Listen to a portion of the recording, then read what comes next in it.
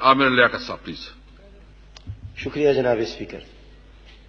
सबसे पहले तो मैं ये अर्ज करना चाहूंगा कि नबी करीम सल्लल्लाहु अलैहि वसल्लम की मोहब्बत में अगर अब्दुल कादिर पटेल साहब या कोई और मौजूद रुकने असेंबली सबकत ले जाने की कोशिश करता है तो ये भी इश्क है, ये भी इश्क है, ये भी मोहब्बत है, ये भी प्यार है कि हर शख्स ये चाहता है कि मैं अपने रसूल के लिए सबसे पहले बात करूं।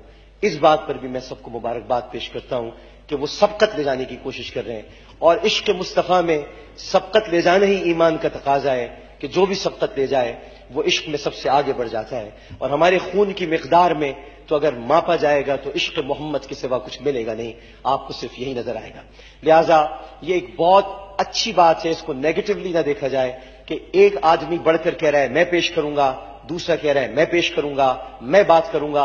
इससे बढ़कर इस मुकद्दस पार्लियामेंट में और अच्छी बात क्या होगी कि सब रसूलुल्लाह पर बोलना चाहते हैं, उनकी तकद्दुस और हुर्मत पर बात करना चाहते हैं। मैं यहां ये कहना चाहूंगा कि नबी आखिरुज़्ज़मा महबूब सुबहानी और रहमतुल लिल आलमीन हजरत मोहम्मद मुस्तफा सल्लल्लाहु अलैहि वसल्लम मुसलमानाने आलम के नजदीक सिर्फ अल्लाह सुब्हानहू व तआला के हबीब ही नहीं है, बल्कि एक ऐसे अब्द महबूब और इंसान कामिल हैं जिनसे मोहब्बत हर इंसान की फितरत का तकाजा है। और हम जो कि उनके उम्मती हैं, उन पर और उनकी इज्जत और नामूस पर और उनकी हिफाजत के लिए मर मिटना अपने नजदीक ईमान की अलामत समझते हैं।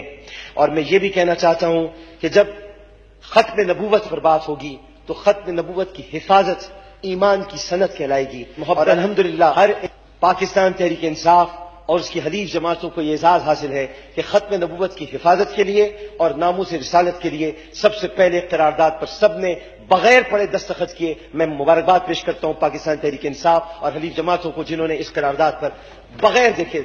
लिहाजा अब मैं ये बताना चाहता हूं कि ये करारदाद एमएमए की तरफ से नहीं, पीपल्स पार्टी की तरफ से नहीं, पीटीआई की तरफ से नहीं, ये पूरे पार्लियामेंट की तरफ से है।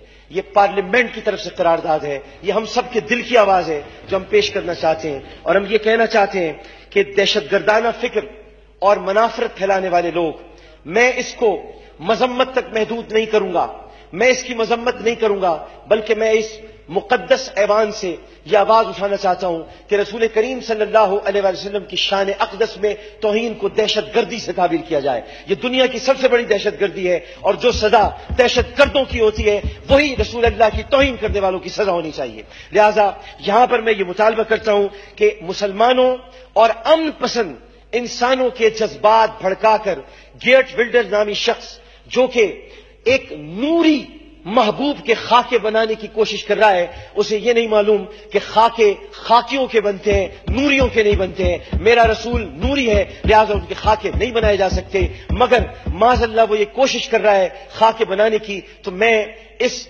ऐवान के तवस्सुत से यह मुतालबा करता हूं कि नीदरलैंड के सफीर को बुलाकर उससे एहतजाज किया जाए और एहतजाज करने के साथ साथ यह भी कहा जाए कि गेट बिल्डर की रुकनीत को खत्म किया जाए, क्योंकि गेट बिल्डर के इकदाम से अमन आलम को खतरा है, आलमी अमन को खतरा है और किसी तरह से यह खतरा हम बर्दाश्त नहीं कर सकते। और मैं वजीर आजम पाकिस्तान से जो कि अब मुंतखब हो चुके हैं जनाब इमरान खान साहब, उनसे दरख्वास्त करूंगा कि वो 27 सितंबर को इंशाअल्लाह अक़वाम मुत्तहिदा में तकरीर करने के लिए जा रहे हैं।